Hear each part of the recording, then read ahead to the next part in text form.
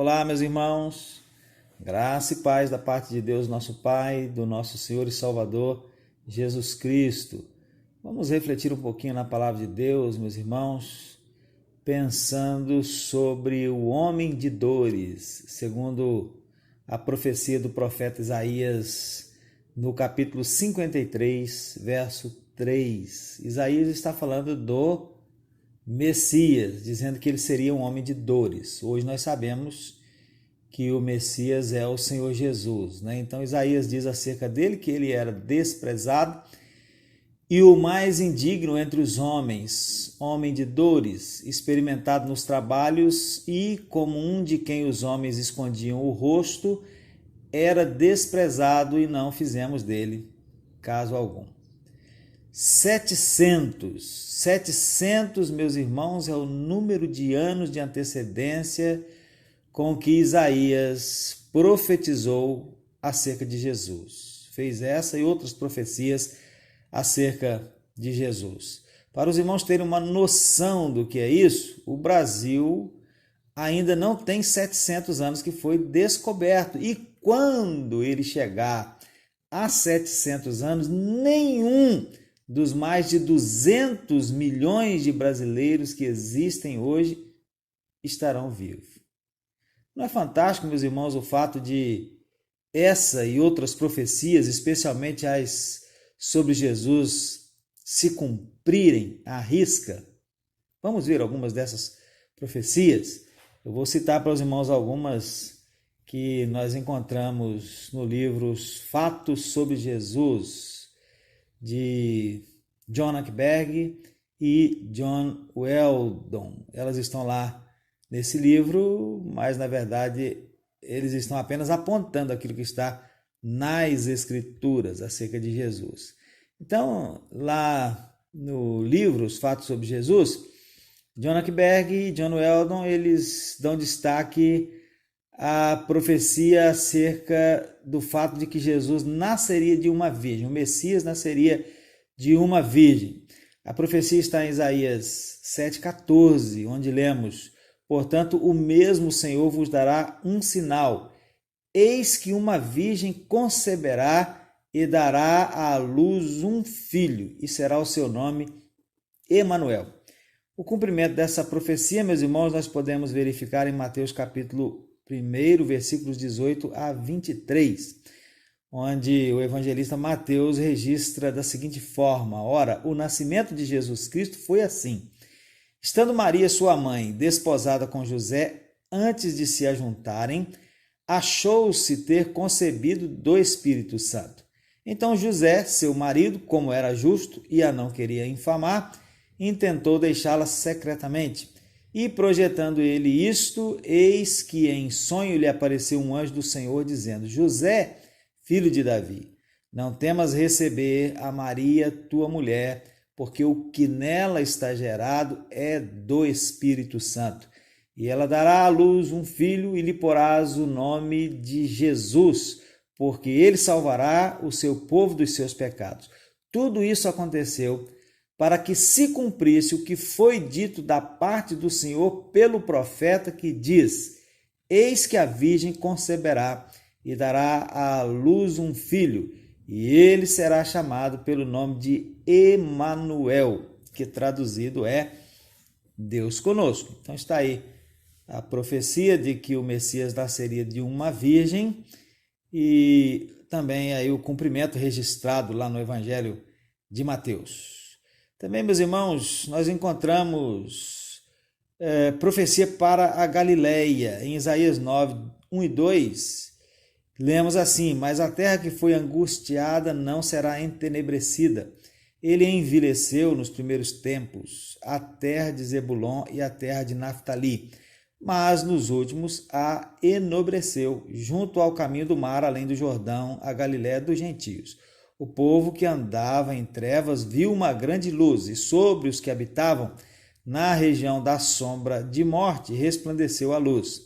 O cumprimento está lá em Mateus 4, versos 12 a 16, onde lemos: Jesus, porém, ouvindo que João estava preso, voltou para a Galiléia, e deixando Nazaré, foi habitar em Cafarnaum, cidade marítima nos confins de Zebulon e Naftali, para que se cumprisse o que foi dito pelo profeta Isaías, que diz: a terra de Zebulon e a terra de Naftali, junto ao caminho do mar, além do Jordão, a Galileia das nações, o povo que estava assentado em trevas viu uma grande luz, e aos que estavam assentados na região e sombra da morte, a luz raiou. Também, meus irmãos, a profecia de que o nascimento do Messias, de Jesus, daria ocasião ao massacre das crianças de Belém. Isso foi profetizado pelo profeta Jeremias, no capítulo 31, verso 15. Assim diz o Senhor: uma voz se ouviu em Ramá, lamentação, choro amargo. Raquel chora seus filhos, sem admitir consolação por eles, porque já não existem. O cumprimento está registrado em Mateus 2, 16 a 18. Então Herodes, vendo que tinha sido iludido pelos magos, irritou-se muito e mandou matar todos os meninos que havia em Belém e em todos os seus contornos, de 2 anos para baixo, segundo o tempo que diligentemente inquirira dos magos. Então se cumpriu o que foi dito pelo profeta Jeremias, que diz: em Ramá se ouviu uma voz, lamentação, choro e grande pranto. Era Raquel chorando os seus filhos e não querendo ser consolada, porque já não existem. Também, meus irmãos, há a profecia de que a missão de Jesus incluiria os gentios, as demais nações, além dos judeus. A profecia está em Isaías 42, versos 1 a 3 e verso 6. Versos 1 a 3 diz assim: eis aqui o meu servo, a quem sustenho, o meu eleito, em quem se compraz a minha alma. Pus o meu espírito sobre ele, juízo produzirá entre os gentios. Não clamará, não se exaltará, nem fará ouvir a sua voz na praça. A cana trilhada não quebrará, nem apagará o pavio que fumega. Em verdade, produzirá o juízo. E no verso 6 lemos: eu, o Senhor, te chamei em justiça, e te tomarei pela mão, e te guardarei, e te darei por conserto do povo para a luz dos gentios.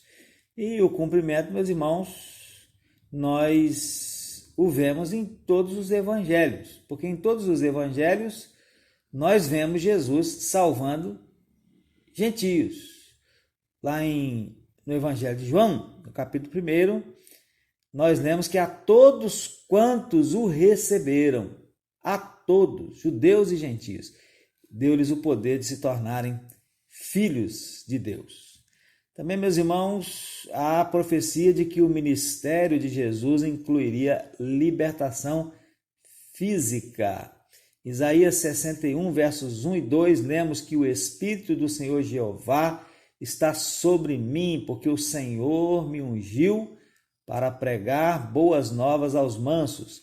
Enviou-me a restaurar os contritos de coração, a proclamar liberdade aos cativos e a abertura de prisão aos presos, a apregoar o ano aceitável do Senhor e o dia da vingança do nosso Deus, a consolar todos os tristes. Cumprimento está espalhado em todos os evangelhos. E todos sabemos, né? Lá nós vemos Jesus curando muitas pessoas, libertando muitas pessoas de espíritos malignos, né? Então, houve lá a profecia e houve o cumprimento. Também, meus irmãos, há em Zacarias 13, verso 7, a profecia de que ele, o Messias, Jesus, seria o pastor golpeado com a espada, resultando na dispersão das ovelhas. Veja, Zacarias 13, verso 7. Ó espada, ergue-te contra o meu pastor e contra o varão que é o meu companheiro, diz o Senhor dos exércitos. Fere o pastor e espalhar-se-ão as ovelhas, mas volverei a minha mão para os pequenos. Cumprimento, nós o vemos lá em Mateus 26, no verso 31, Mateus 26, nós lemos assim, que Jesus disse: todos vós, esta noite que ele seria preso, né? vos escandalizareis em mim, porque está escrito: ferirei o pastor e as ovelhas do rebanho se dispersarão. E no mesmo Mateus 26, a partir do verso 47, nós lemos que, estando ele ainda a falar, eis que chegou Judas, um dos 12, e com ele grande multidão com espadas e porretes, vinda da parte dos príncipes, dos sacerdotes e dos anciãos do povo. E o traidor tinha-lhes dado um sinal, dizendo: o que eu beijar é esse, prendei-o. E logo aproximando-se de Jesus, disse: eu te saúdo, Rabi, e beijou-o. Jesus, porém, lhe disse: amigo, a que vieste? Então, aproximando-se eles, lançaram mão de Jesus e o prenderam. E eis que um dos que estavam com Jesus, estendendo a mão, puxou da espada e, ferindo o servo do sumo sacerdote, cortou-lhe uma orelha. Então Jesus disse-lhe: mete no seu lugar a tua espada, porque todos os que lançarem mão da espada, a espada morrerão. Ou pensas tu que eu não poderia agora orar a meu Pai e que ele não me daria mais de 12 legiões de anjos? Como, pois, se cumpririam as escrituras que dizem que assim convém que aconteça? Então disse Jesus à multidão: saístes como para um salteador com espadas e porretes para me prender? Todos os dias me assentava junto de vós, ensinando no templo, e não me prendestes. Mas tudo isso aconteceu para que se cumpram as escrituras dos profetas. Então, olha aí, todos os discípulos, deixando-o, fugiram. Então aconteceu exatamente aquilo que Zacarias havia profetizado. Também há a profecia lá no mesmo livro do profeta Zacarias, no capítulo 11, versos 12 e 13, que ele seria traído por um amigo por 30 moedas de prata. Veja, Zacarias 11, 12 e 13. E eu disse-lhes: se parece bem aos vossos olhos, dai-me o que me é devido, e se não, deixai-o ir. E pesaram o meu salário, 30 moedas de prata. O Senhor, pois, me disse: arroja isso ao oleiro, esse belo preço em que fui avaliado por eles. E tomei as 30 moedas de prata e as arrojei ao oleiro na casa do Senhor. Então, profecia do profeta Zacarias, capítulo 11, versos 12 e 13. O cumprimento está lá em Mateus 26, 14 a 16. Então, um dos 12, chamado Judas Iscariotes, foi ter com os príncipes dos sacerdotes e disse: que me quereis dar? E eu vou-lo entregarei. E eles lhe pesaram 30 moedas de prata. E desde então buscava oportunidade para o entregar. E ainda, para citar apenas mais uma profecia, tem muitas outras, né? Mas para citar mais uma, para encerrarmos essa citação de profecias e cumprimento, a profecia no Salmo 69, 21, que dariam a ele fel e vinagre para beber. Um detalhe que aconteceu lá na cruz, mas que fora profetizado. Então está escrito lá, Salmo 69, 21, deram-me fel por mantimento e na minha sede me deram a beber vinagre. O cumprimento está em Mateus 27, 34. Deram-lhe a beber vinho misturado com fel, mas ele, provando-o, não quis beber. Então estas são apenas algumas. Existem centenas de profecias, muitas delas já cumpridas e outras aguardando cumprimento. Algumas delas profecias apocalípticas. E o cumprimento dessas profecias, meus amados irmãos, pode ser fantástico para nós. Porém, para o Deus Criador de todas as coisas, onisciente, onipotente, e que dirige a história, isso não é nada fantástico, é tudo muito normal. Ele está simplesmente colocando em prática aquilo que tem planejado desde a eternidade passada. A profecia toda desse texto de Isaías, o texto que lemos inicialmente, trata da aparição, dores e glória do Messias. E esse verso que lemos fala dos sofrimentos. Ele seria desprezado, ele seria o mais indigno entre os homens, tratado com descaso. Sua vida seria repleta de sofrimento. E o que Isaías previu se cumpriu. A vida de Jesus foi repleta de sofrimentos. O próprio fato de encarnar-se foi uma profunda humilhação para ele. o Filho do Eterno Pai tornou-se Filho do Homem e, aparecido na figura de carne, ele tomou sobre si toda a necessidade humana. Ele sofreu fome, sede, cansaço, dores e ainda aprove-lhe nascer pobre, nasceu filho de carpinteiro, que na época era alguém de poucas posses materiais, pobre.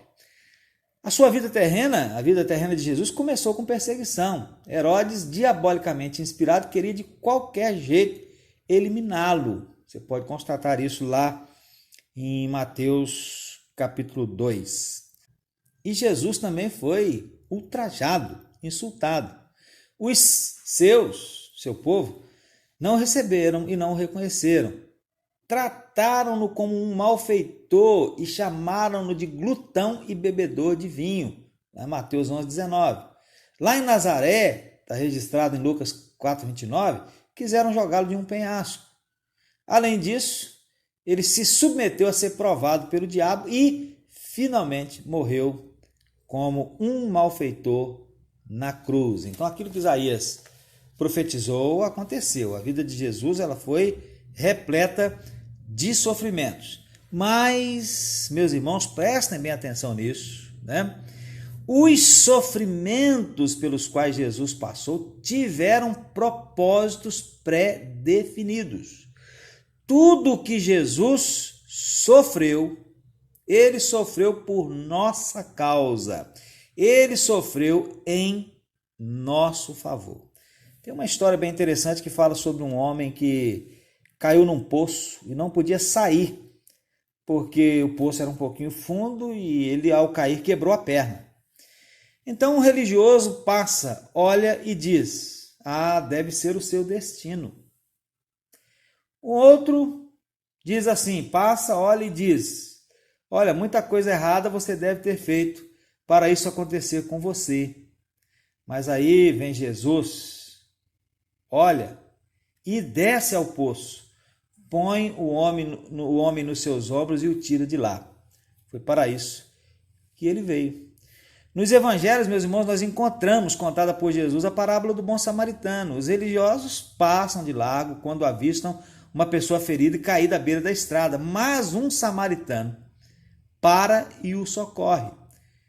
O objetivo dessa parábola, dessa história, foi dizer que o samaritano e não os religiosos judeus foram o próximo daquele homem ferido, foi o próximo daquele homem ferido, e que nós devemos imitar a sua atitude. Mas também podemos dizer, esse samaritano representa Jesus, porque foi para isso que Jesus veio, para agir em nosso favor, para nos resgatar, para nos salvar. Também no Evangelho de Lucas, meus irmãos, nós encontramos a história de Zaqueu, chefe dos publicanos, na cidade de Jericó. Zaqueu era homem odiado pelos outros homens por supostamente ser corrupto. Mas Zaqueu demonstra arrependimento e fé e Jesus o salva e depois explica por que o salvou. Porque o Filho do Homem veio para buscar e salvar o que se havia perdido. Então, o contexto do nosso texto em Isaías fala sobre os sofrimentos de Jesus e diz que eles foram por nós, foram em nosso lugar. Então, tudo que Jesus passou, passou por mim. Tudo que Jesus passou, passou por você. Jesus foi um homem de dores enquanto vivendo aqui entre nós, mas não por alguma causa encontrada nele mesmo. Não, ele foi um homem de dores em nosso favor. Tudo que ele fez, tudo que ele sofreu, fez e sofreu por mim e por você. Foi desprezado e o mais indigno entre os homens, homem de dores, experimentado nos trabalhos, e como um de quem os homens escondiam o rosto, era desprezado e não fizemos dele caso algum, passou por isso, sofreu isso, por mim e por você. E que isso, meus irmãos, possa para nós ser motivo suficiente para vivermos em fidelidade a esse Jesus que nos salvou, para vivermos uma vida que honre e dignifique a esse Jesus que nos salvou. Que o Espírito de Deus possa aplicar essa palavra ao nosso coração e nos levar, nos ajudar a viver uma vida que glorifique a Jesus, uma vida digna daquilo que Jesus fez por nós, passou por nós, fez por nós lá na cruz do Calvário. Deus abençoe a sua vida. Amém.